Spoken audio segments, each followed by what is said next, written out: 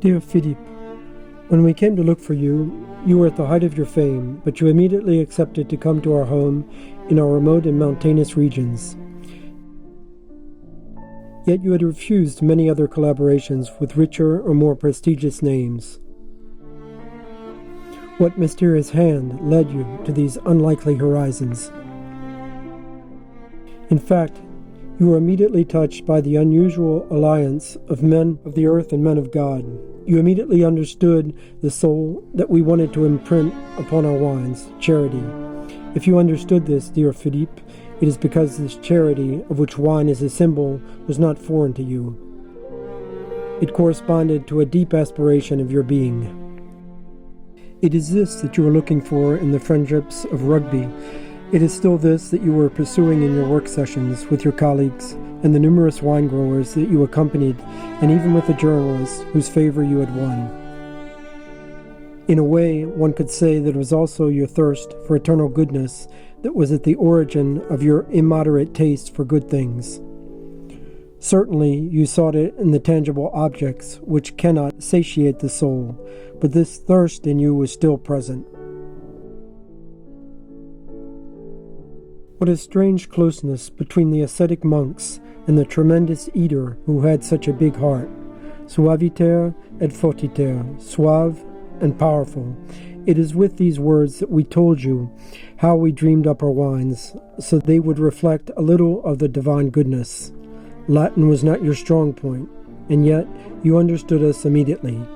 That's how you liked your wines too.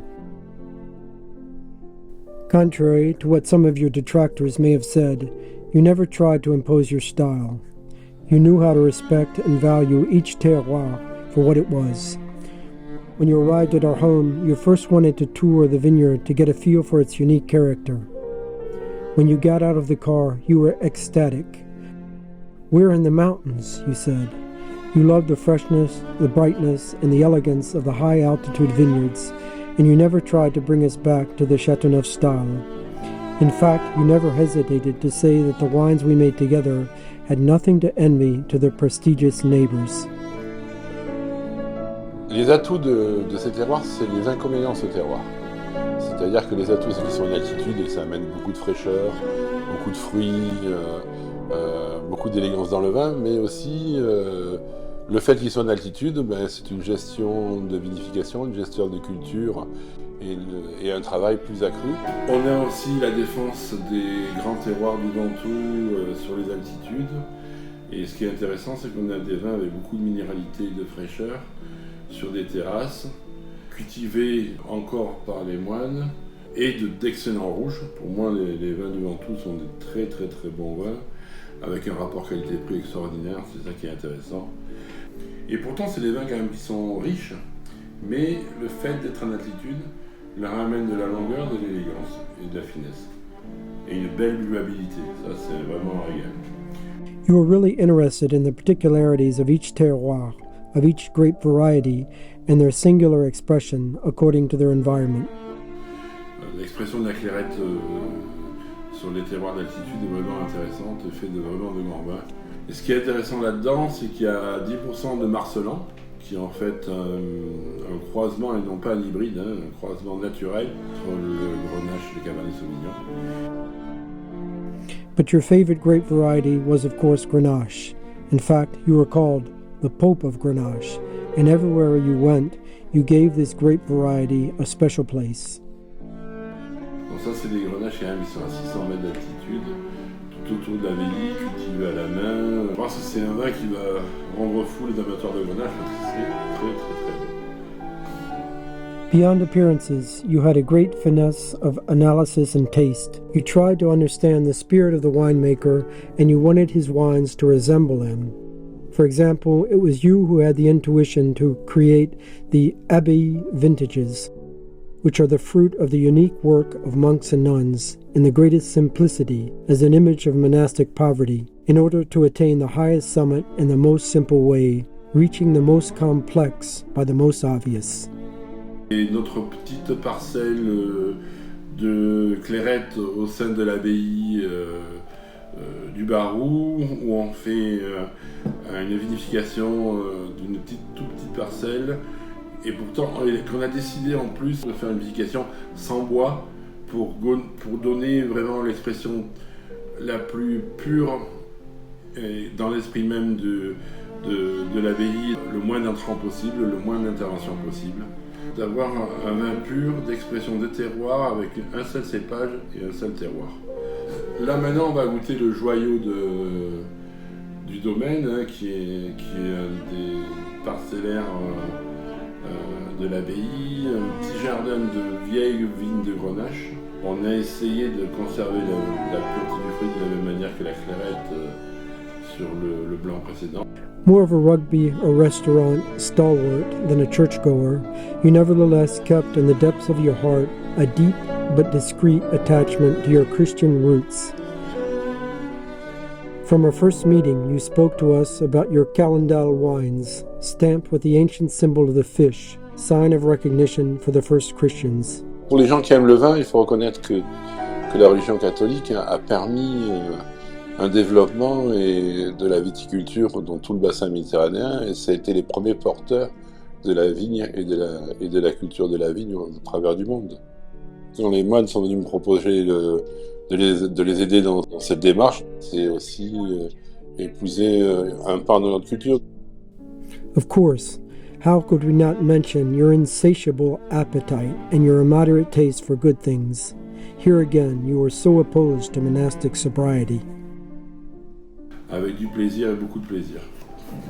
Même si, normalement, à l'abbaye, ils n'ont pas droit. Si, pour les fêtes. Ah bon, pour les fêtes. Alors. Pour les grandes fêtes. Il y a un menu qui ferait envie à Philippe Cambie. Il y a le sanglier farci avec une loie, qui est farci avec la denne. Dans la denne, il y a le perdreau. Dans le perdreau, il y a la caille. Derrière la caille, il y a le tourdre. You were a real gastronomic encyclopedia, and you were interested in everything that was good for the palate. C'est du bonnet au pain, en fait. C'est la spécialité du temps. Du bonnet pas? Non? Allez. Il faut que tu m'emmènes toutes les spécialités alimentaires du monde entier. Je suis meilleur que dans le pinard. During our assembling sessions, we often brought you our pâtés and our monastic specialties that you were so fond of. It was our way of welcoming you and expressing our affection. Oui, bah c'est où le bon bocal? Regarde, il est derrière toi. C'est ça, vous êtes beaucoup à l'abbaye, vous faites des petits contenants. Your competence was recognized all over the world, and yet you never looked down upon your teammates. On the contrary, you put yourself at their level. For you, success was a fruit of a collective effort. You knew how to generously transmit your knowledge and skills without making yourself indispensable. You taught us to have confidence in ourselves and in our wines. Disons que l'avantage, c'est que assembler, c'est meilleur que tout séparer. C'est pour ça que t'es là, je crois, Philippe. Non, c'est pas comme moi. Non, c'est pas que moi. Moi, je fais rien. C'est trop riche, ce Non, on reste. T'en brûles pas la tête, ça va très bien. La clairette de l'abbaye et de la réduction, c'est magnifique. Behind your gruff side, you hid a great sensitivity and a big, childlike heart. Childlike, you were still a child for your mother whom you cherished. C'est fini le stress. C'est fini le stress. Stress pour ma maman, c'est tout. Parce que pour moi, elle a 86 ans. On va faire ça de la mère. With you, everything was done under the sign of friendship. One became your friend by crossing the threshold of your door. This ease of contact was due to your great simplicity and your childlike spirit. Humor was part of your mode of expression. Like children, you couldn't stay serious for very long. Even in the most diligent work sessions, you had to laugh and joke. And yet, you never lost the thread of your work. Bonjour Maxime, donc on ne se connaît pas, mais récemment on s'apprécie mutuellement. Attention, non, monsieur, il n'y en a pas encore vu. Bon, vendange de nuit ou de très bonne heure le matin, qu'on voit quand même les raisins, parce que sinon on va se couper les doigts. Après, c'est un vin très unique parce qu'on en a produit 1000 bouteilles. 1000 bouteilles. Ouais, c'était même pas. Les autres, je les ai bu, donc c'est pour ça. Tu peux dire tout ce que tu découvres dedans, mais on avait dit qu'on gardait entre nous certaines choses. Alors, je dis rien. Tu peux dire comment tu apprécies le vin? Il est rose. En 1500, là, 1500. Non, 1309. 1309. Non, mais moi, je suis pas très bon avec les chiffres. On refroidit les jus. Non, mais j'ai pas les lunettes, alors. Pax.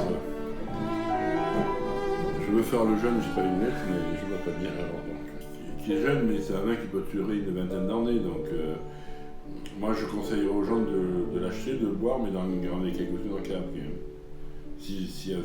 Bon, il faut voir les caves aussi.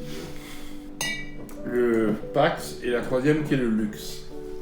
Alors la voix, la paix et le luxe c'est la lumière. La lumière.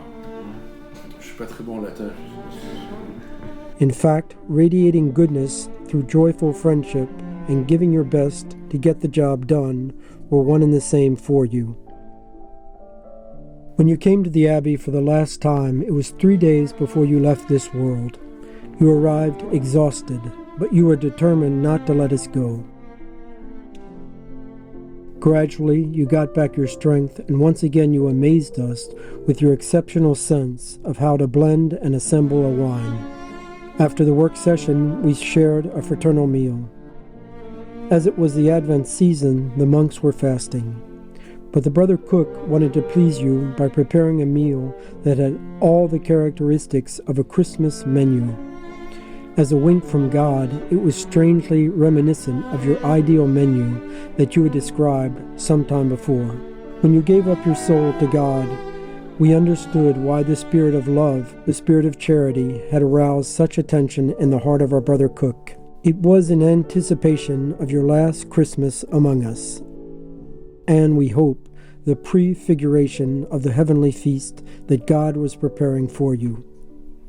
As you left us, exhausted, but with a light smile, you told us, "It did me good to come back to the house of God." Now it is you who has crossed the threshold of eternity, and it is our turn to give you back what you brought to us by praying to the Creator to allow you into His friendship, where there are no shadows. May He make the good wine flow into your heart, the nectar of eternal joy that fully satisfies being without ever tiring it.